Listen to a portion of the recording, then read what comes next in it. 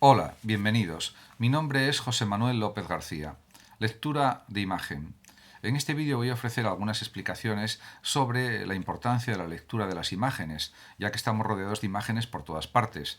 Actualmente, pues a través de las imágenes de televisión, de las imágenes de las películas, también de las imágenes que podemos captar directamente con nuestros ojos, pues en relación con el teatro, con conciertos musicales, con música sinfónica, etcétera, etcétera, pues diríamos que estamos rodeados y llenos de imágenes por todos lados.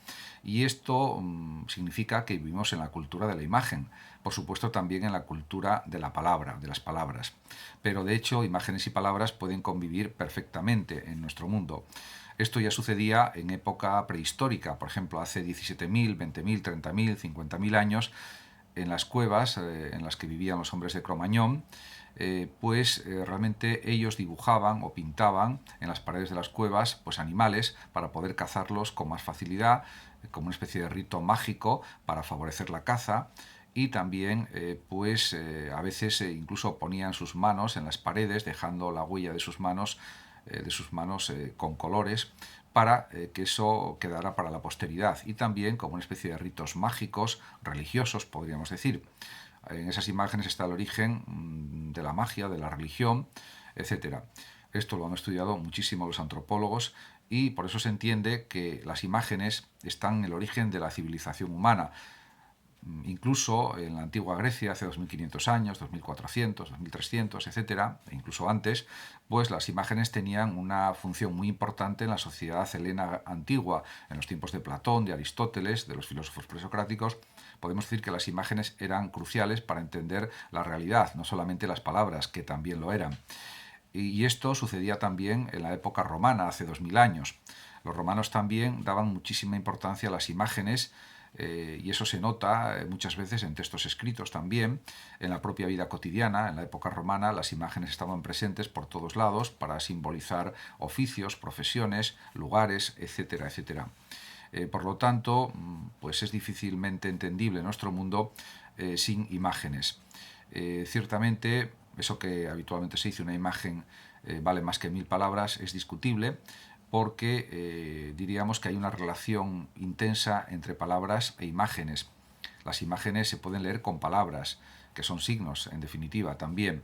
También hay que considerar que, por ejemplo, la escritura jeroglífica egipcia está basada pues, en una especie de pictogramas en los que hay figuras de animales junto con signos, y en este sentido es un episodio del avance, del desarrollo de la escritura, una fase de un proceso que luego ya culminó con la escritura fenicia, y que fue ya el precedente de la escritura griega y romana, que son el precedente también de la escritura universal en nuestro mundo occidental actual.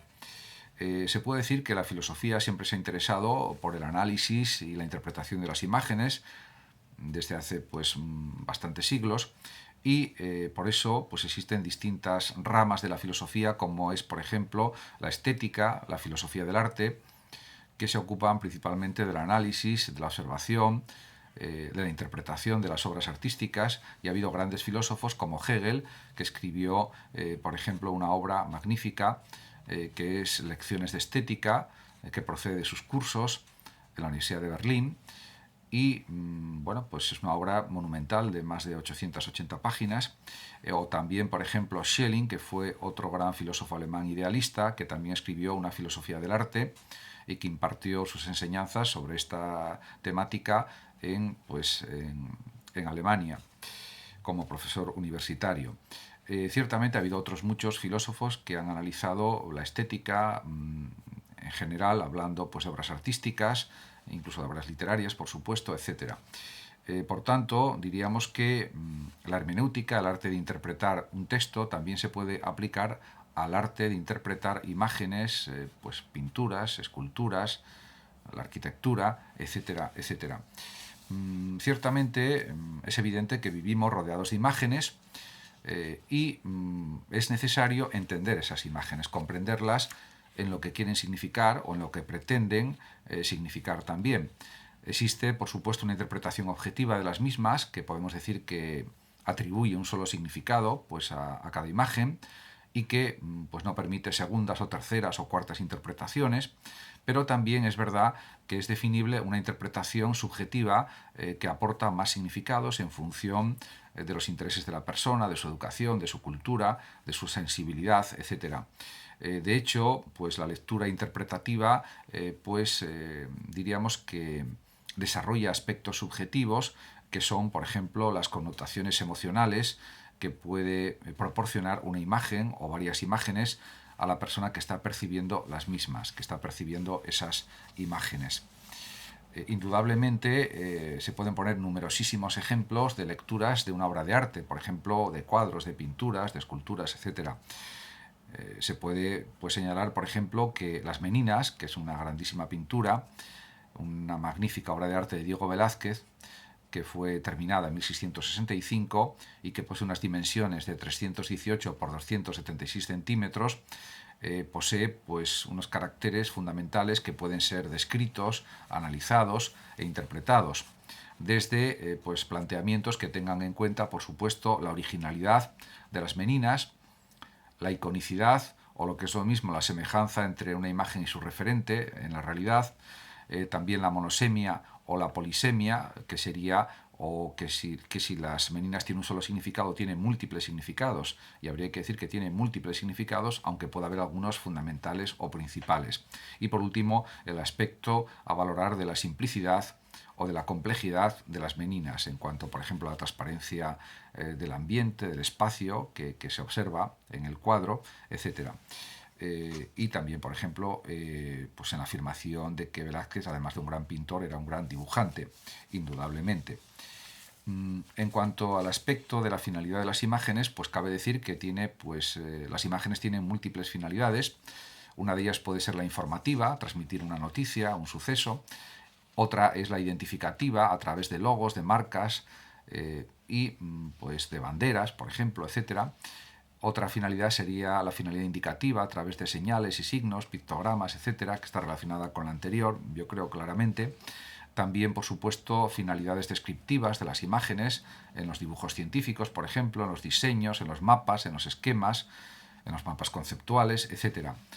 También hay que destacar la finalidad de las imágenes en relación con las noticias, porque en la prensa son importantísimas las fotos, las imágenes, los dibujos, para que se entiendan mejor los textos y se comprendan mejor y sobre todo que atraigan más a los lectores. Por eso los periódicos cada vez incorporan más cantidad de imágenes junto a los textos, porque eso facilita que llamen la atención esas noticias y que sean más leídas, más vistas, etc. Pero también existe una finalidad que podemos llamar exhortativa, que trata de convencer al receptor para que haga lo que se propone en el mensaje.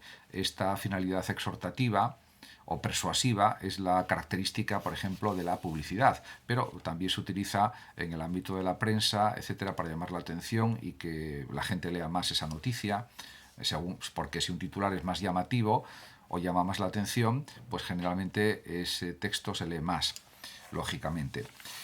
Ciertamente, pero podemos decir que hay más finalidades de las imágenes. Por ejemplo, está la que está más presente actualmente, que es la recreativa, en la que el principal objetivo supone entretener o distraer a las personas, como sucede, por ejemplo, en las películas, en los programas de televisión, en los cómics, etc.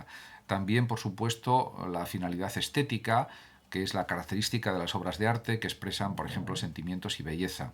Y luego, por supuesto, nos podemos detener en los aspectos de la percepción, ya que la percepción visual es un proceso en el que la persona dota de significación a un conjunto de estímulos visuales. Y esto realmente es algo a destacar. Dentro de los aspectos de la percepción, cabría destacar que hay aspectos objetivos, como son, por ejemplo, las formas y colores del exterior, que son iguales para distintos sujetos, salvo que haya un problema de daltonismo, etc., y por lo tanto son objetivables. Esos aspectos de la figura, de la forma, del color se pueden decir de manera clara y evidente. Pero también existen aspectos subjetivos en las percepciones que están influidos por creencias, por conocimientos, por sensibilidades y también, por supuesto, por estados anímicos diferentes, incluso en la misma persona, en un momento del día o en otro, y no digamos ya en el ámbito de las distintas personas, de los distintos estados interpretativos de cada mente, de cada sujeto. En cuanto a la teoría de la Gestalt, que es una teoría psicológica que analiza la percepción, y pues cabe decir que según la Gestalt percibimos por totalidades, por conjuntos, y no tanto pues de una forma, diríamos, limitada por partes, sino por conjuntos. Y esto pues se ha comprobado científicamente pues, a través de la psicología cognitiva, de la psicología científica en general. En cuanto a las leyes perceptivas, pues hay distintas leyes en relación con la percepción, por ejemplo, la ley de la proximidad, que supone una tendencia a la agrupación de los estímulos visuales que están más cercanos unos a otros, o también está la ley de la continuidad, en la que si los elementos están colocados en una misma dirección, eso se nota claramente y se tiende a agruparlos, o por ejemplo la ley del cierre, que supone que cuando vemos una imagen con un dibujo que está parcialmente cerrado, tendemos a completarlo. O, por supuesto, la ley de la semejanza o la igualdad, en la que al observar elementos semejantes en una figura tienden a agruparse o en una imagen. Ciertamente, pues este tipo de aspectos los estudia la psicología, por ejemplo la psicología cognitiva y otras partes de la psicología, y forman parte también de un análisis de la filosofía del arte y también, por supuesto, de los procesos de comunicación audiovisual, que está incorporado también dentro, en cierta medida, de la filosofía, porque la filosofía también se interesa, por supuesto, por la imagen, se interesa por las formas de comunicación, y al final las imágenes son comunicación, y la comunicación audiovisual forma parte también de la filosofía del arte, que se interesa por estas cuestiones de una manera directa.